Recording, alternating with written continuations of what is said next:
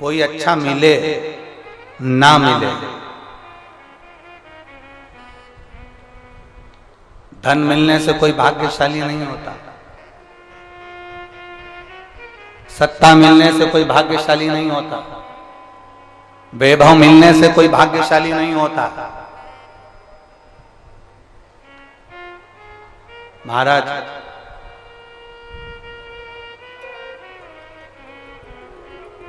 धन मिलने से कोई भाग्यशाली नहीं होता, वैभव मिलने से कोई भाग्यशाली नहीं होता, सत्ता मिलने से कोई भाग्यशाली नहीं होता, बड़ा मकान मिल जाने से कोई भाग्यशाली नहीं होता। शिव महापुराण की कथा कहती है अगर दो सही मिल जाएं तो तुम्हारा जीवन सफल हो जाए। एक गुरु सही मिल जाए और दूसरी घरवाली सही मिल जाए तो तुम्हारी जिंदगी स्वर्ग।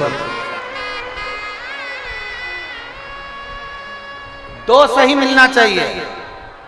धन मिलने से कोई भाग्यशाली नहीं होता, वैभव मिलने से कोई भाग्यशाली नहीं होता, सत्ता मिलने से कोई भाग्यशाली नहीं होता, बड़ी मकान बड़ी गाड़ी मिलने से कोई भाग्यशाली नहीं होता। दुनिया का सबसे भाग्यशाली व्यक्ति वो होता है जिसको दो ठीक मिल गए, दो अच्छे मिल गए। एक गुरु अच्छा मिल जाए, दूसरी जम के बोलो घरवाली अच्छी मिले। गुरु अच्छा मिलेगा तो तुम्हें स्वर्ग की सीढ़ी चढ़ा देगा और घरवाली अच्छी मिलेगी तो घर को स्वर्ग बना देगी।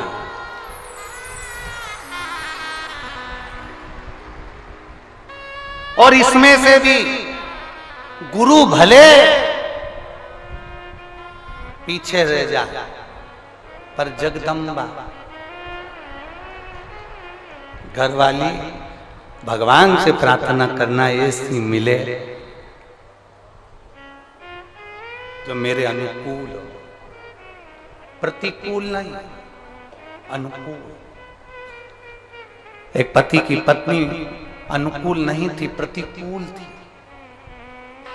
पति उससे कहता था आलू की सब्जी बना ले, वो बैंगन की बनाती थी। पति उससे कहता है तू पीली साड़ी पहनना, वो नीली पहनती थी। पति उससे कहता कि देख चाय बनाना, तो वो कॉफी बनाती थी। इतनी प्रतिकूल थी, अनुकूल थी नहीं, बिल्कुल उल्टा चलती थी, बिल्कुल उल्टा। एक दिन पति को बड़ा दुख हुआ और पति ने अपने गुरुजी से कहा गुरुदेव 16 श्राद्ध का समय आ रहा है, श्राद्ध पक्ष आ रहा है, गुरुदेव मेरे पिताजी का श्राद्ध आ रहा है। मैं अपनी पत्नी को बोलता हूं पर वो श्राद्ध नहीं करने देती है क्योंकि उल्टा चलती है, मैं क्या करूं। गुरुजी ने कहा एक काम कर, अभी तक वो उल्टा चलती थी, अब की बार तू उल्टा चल। उसने कहा गुरुजी उल्टा कैसे चलूं? तो तुरंत गुरुजी ने कहा कि ये काम कर, तू ऐसा कर कि आज घर जाकर बोलना अपनी पत्नी से, सुनो पिताजी का श्राद्ध है पर अपन श्राद्ध नहीं करेंगे। अभी तक बोलती थी करेंगे, अब बोलना नहीं करेंगे। उसने कहा ठीक है ऐसा बोल दूंगा। और उसने जाकर तुरंत कहा सुनो पिताजी का श्राद्ध है, अपन नहीं करेंगे। पत्नी तुरंत चिल्ला के बोली क्यों नहीं करेंगे? तुम्हारा बाप तुम्हारा पिता और तुम ही उनका श्राद्ध भी कर रहे, जरूर करेंगे। अब पति ने मन में सोचा गुरुजी तो गुरुजी है, कितना बड़ा ज्ञान दे दिया भाई, कितना बड़ा। और गुरुजी ने कहा था जो जो तुझे करवाना है उसके लिए उल्टा चलना। इतने में इसने कहा सुनो श्राद्ध करेंगे तुम कह रही हो तो, पर पंडित को भोजन नहीं कराएंगे। इतने में पत्नी जूड़ा बांधती बांधती बोली क्यों नहीं कराएंगे? इतनी सारी प्रॉपर्टी का छाती पे बांध के ले जाओगे, 100 बामन को जिमाएंगे जा। पति ने सोचा आज तक एक नहीं जिमाया और आज 100 बामन जिमा रही है। पति ने कहा ब्राह्मण को जिमा देंगे तेरे कहने पर दक्षिणा नहीं देंगे। कैसे नहीं दोगे? सबको सोने की अंगूठी देंगे। पति बड़ा पैसा।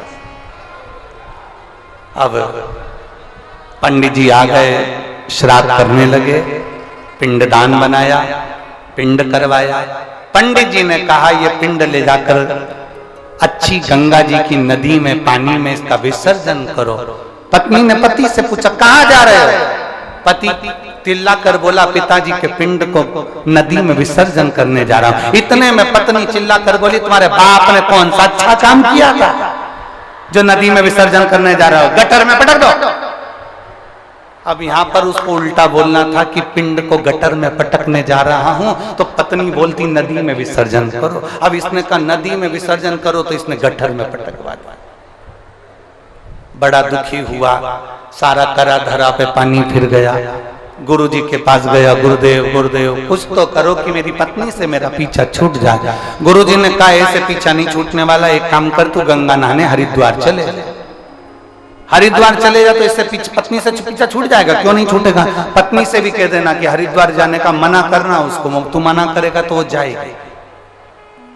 बस उल्टा उल्टा करते जाना, मैं तुझे समझा के भेज रहा हूं वैसा करना। उसने गुरुजी ने जैसा समझाया वैसे ही करा। घर पहुंचा, पत्नी से बोला सुनो पूरे गांव के लोग, पूरे रेवाड़ी के लोग हरिद्वार जा रहे हैं, अपन नहीं जाएंगे क्योंकि अपने पास टाइम नहीं है। पत्नी बोली कैसे नहीं जाएंगे, 40 साल शादी के हो गए, आज तक कहीं घुमाने नहीं ले गए, चलो मेरे साथ हरिद्वार। पत्नी हरिद्वार ले गई पति को। अब गुरुजी ने कहा था गंगा जी में नहाने जाना, और पत्नी जब नहाने लगे तो पत्नी से कह देना ज्यादा आगे मत जा।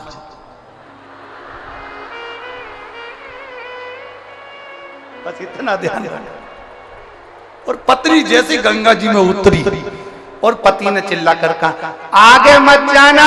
पत्नी बोली जाऊंगी जा। और जो आगे गई और पानी में बह गई। इसने जेब में से नारियल निकाला, गंगा मैया ले जा, गंगा मैया ले जा, गंगा मैया ले जा। इतने में गुरुजी भी समझदार थे। गुरुजी को मालूम है कि पत्नी बहुत तेज है, गंगा जी में चेन पड़ी रहती है, चेन को पकड़ लेगी, और पत्नी ने चेन पकड़ ली। अब इसने नारियल वापिस जेब में रख लिया, ये तो बच गई। पर गुरुजी की वचन याद आ गए, जब चेन पकड़ ले तो चिल्ला कर कहना जम के पकड़। अब इसने चेन पकड़ी, पति ने कहा अच्छे से पकड़ना, जम के पकड़ना। पत्नी बोली नहीं पकड़ना, जा।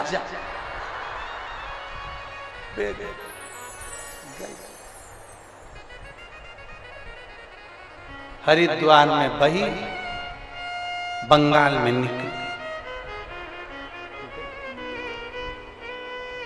कहीं कहीं की ऐसा हो उल्टी चलती है। तो यहाँ शास्त्र कह रहा है कि बहुत सारा धन होने से कोई भाग्यशाली नहीं होता, बहुत सारी सत्ता होने से कोई भाग्यशाली नहीं होता, बहुत सारा वैभव होने से कोई भाग्यशाली नहीं होता। शिव महापुराण की कथा कहती है गुरु और एक घर वाली अगर अच्छी मिल जाए तो समझ लो गुरु तुम्हें स्वर्ग की सीढ़ी चढ़ा देता है और घर वाली घर को स्वर्ग बना देती है। ऐसा प्रभु की प्रीत बड़ी।